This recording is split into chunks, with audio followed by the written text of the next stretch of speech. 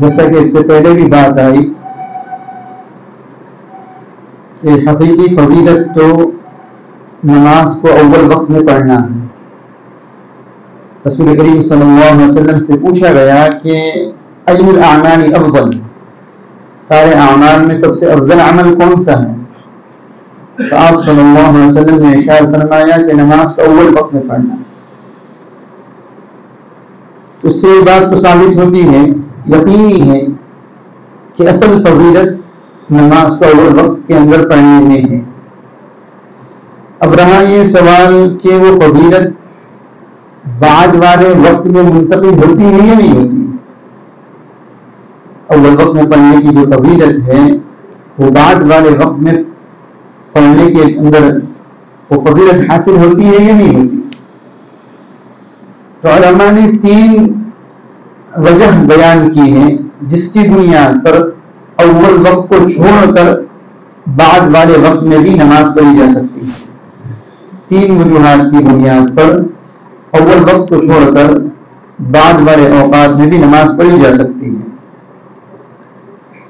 سب سے پہلی چیز جس کے ذریعے سے نماز کو اول وقت میں مؤخر کر کے اول وقت میں نہ پڑھتے ہوئے بعد والے وقت میں، بعد والے وقت سے مراد یعنی ایک دم شروع کریں کچھ لیٹ کر کے، کچھ تاخیر کے ساتھ پڑھنے کے لیے سب سے پہلی وجہ، اگر مصلی بعد والے اوقات میں زیادہ جمع ہوتے ہوں تو پھر اول وقت میں نماز پڑھنے کے بجائے بعد والے وقت میں نماز پڑھنا زیادہ ثواب والا یا زیادہ فضیلت والا عمل ہوگا.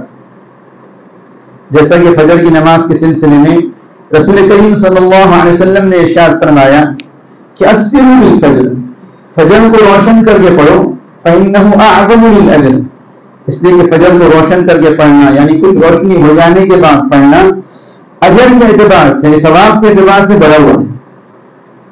اس کی وجہ یہ ہے کہ اگر فجر کو کچھ تاخیر سے پڑھا جائے گا، اندھیری میں نہیں پڑھا جائے گا، تو جماعت میں اضافہ ہوگا، لوگ زیادہ آ پائیں گے کیونکہ وہ غفلت کا وقت ہے، نیند کا وقت ہے.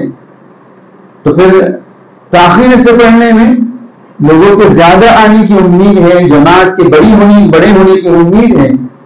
اس وجہ سے رسول کریم صلی اللہ علیہ وسلم نے ارشاد فرمایا کہ اسفروا بالفجر، فجر کو روشن کر کے پڑھو، فإنه أعظم للأجر، اس لیے کہ فجر کو روشن کر کے پڑھنا، روشنی میں پڑھنا، کچھ روشنی ہو جانے کے بعد پڑھنا اجر کے اعتبار سے زیادہ بڑی چیز ہے. لیکن اگر کسی جگہ پر یا کسی موسم میں لوگ جلدی جمع ہو جاتے ہوں، کوئی جگہ ایسی ہو کہ لوگ جلدی جمع ہو جاتے ہوں، اول وقت میں ہی جمع ہو جاتے ہوں، تو پھر اس وقت تاخیر سے پڑھنا افضل نہیں رہے گا. جیسے رمضان کے مہینے کے اندر لوگ سحری سے اٹھے ہوئے ہوتے ہیں، سحری سے بیدار ہوتے ہیں، سحری کے لیے بیدار رہتے ہیں. اب تاخیر کرنے میں جماعت کے کم ہونے کا خطرہ ہو جائے گا، تاخیر کرنے میں جماعت کے کم ہونے کا خطرہ ہوگا. اس وجہ سے رمضان کے مہینے کے اندر ہم دیکھتے ہیں کہ جو فجر جلدی پڑھی جاتی ہے، وہاں تاخیر کریں گے. رمضان کے مہینے کے اندر اس حدیث پر عمل کریں گے، فجر کو روشن کر کے پڑھو، تو پھر جماعت کے قریب ہو جانے کا، کم ہو جانے کا خطرہ ہو جائے گا. اس لیے ایسے وقت کے اندر جب لوگ جلدی جمع ہو جاتے ہوں، اول وقت میں نماز پڑھنا وہ اصل فضیلت والی چیز آ جائے گی. ایسی اگر کوئی جگہ ایسی ہو جہاں لوگ اول وقت ہی میں جمع ہو جاتے ہوں تو پھر اول وقت کے اندر نماز پڑھنا افضل ہوگا. جیسے مدینہ منورہ کے اندر، مسجد نبوی کے اندر لوگ اول وقت ہی کے اندر جمع ہو جاتے تھے. آپ صلی اللہ علیہ وسلم کے زمانے میں بھی قیام اللیل کا معمول تھا، قیام اللیل کے لوگ عادی تھے، اور فجر کا وقت شروع ہونے سے پہلے ہی مسجد فل ہو جایا کرتی. آج بھی حال مسجد نبوی کا ایسا ہی، فجر کا وقت شروع ہونے سے پہلے مسجد نبوی کے اندرون حصہ وہ تو فل ہو جاتا ہے. تو اگر کوئی ایسی جگہ ہے یا کوئی ایسی مسجد ہے کہ لوگ اول وقت ہی میں جمع ہو جاتے ہوں تو پھر فجر کو مؤخر کرنا فضیلت کی چیز نہیں ہوگا.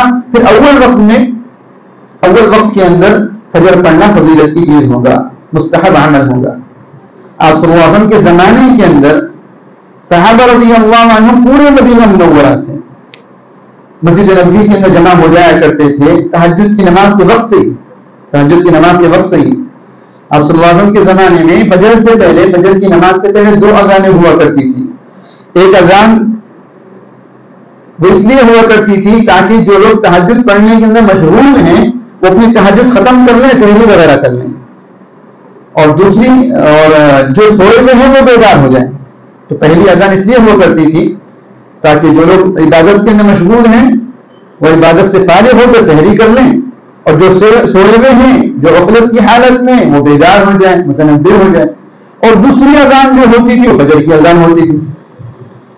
تو آپ صلی اللہ علیہ وسلم کے زمانے میں مسجد نبوی کا یہ حال تھا کہ لوگ تہجد کے وقت سے بیدار رہتے تھے اور مسجد نبوی کے اندر پہنچ جایا کرتے تھے. اس لیے آپ صلی اللہ علیہ وسلم کی مسجد نبوی کے اندر آپ صلی اللہ علیہ وسلم کا معمول یہ تھا کہ آپ صلی اللہ علیہ وسلم فجر کی نماز اندھیرے میں پڑھتے تھے.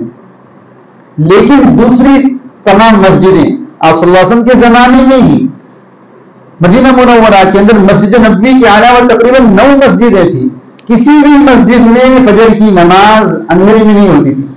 ساری مسجدوں میں فجر کی نماز جو ہے تھوڑی تاخیر سے ہوتی تھی. بخاری شریف کے اندر ایک روایت ہے، جب قبلے کا حکم اترا تو ایک صحابی مسجد نبوی میں فجر پڑھنے کے بعد قبا گئے. قبا تقریباً 5-6 میل کے فاصلے، 5-6 کلومیٹر کے فاصلے پر ہے وہاں سے، مسجد نبوی سے قبا کی مسجد. تو مسجد نبوی میں فجر کی نماز پڑھنے کے بعد وہ قبا جا رہے ہیں اور وہاں کے لوگوں کو مسجد قبا کے اندر نماز پڑھتے ہوئے پا رہے ہیں، فجر کی نماز پڑھتے ہوئے پا رہے ہیں. یعنی دوسری مسجدوں کا حال یہ تھا کہ وہاں پر فجر تاخیر کے ساتھ ہوا کرتی تھی. مسجد نبوی کے اندر فجر جلدی ہوتی تھی. آپ صلی اللہ علیہ وسلم کی مسجد کے اندر فجر جلدی ہوتی تھی، لیکن آپ صلی اللہ علیہ وسلم کے زمانے میں ہی مدینہ منورہ کی دیگر مسجدوں کے اندر فجر تاخیر سے ہوتی تھی. اور آپ صلی اللہ علیہ وسلم کا وہ ارشاد اسفروا بالفجر، فجر روشن کر کے پڑھو، یہ دیگر مسجدوں کے لیے تھا. کیونکہ دیگر مسجدوں میں لوگ تہجد کے لیے اکٹھے نہیں ہو پاتے. جیسے مسجد نبوی کا معمول تھا ویسے دیگر مسجدوں کا نہیں ہوا کرتا تھا. اس لیے دیگر مسجدوں کے اندر جو ہے فجر جو ہے تاخیر کے ساتھ ہوتی تھی. روشنی جب ہو جاتی، تھوڑی روشنی پھیل جاتی، اس وقت فجر پڑھا کرتے تھے. مسجد نبوی کی کیفیت الگ، دیگر مسجدوں کی کیفیت الگ تھی. تو مسجد نبوی کا اور دیگر مسجدوں کا کئی چیزوں میں، کئی مسائل میں، کئی مسئلوں کے اندر فرق تھا. ایسے ہی ان میں سے فجر کی نماز ہے کہ فجر کی نماز مسجد نبوی کے اندر اندھیرے میں ہوا کرتی تھی، چونکہ وہاں پہلے سے لوگ جمع ہو جایا کرتے تھے. اور دیگر مسجدوں کے اندر فجر کی نماز جو ہے وہ روشنی ہو جانے کے بعد ہوا کرتی تھی.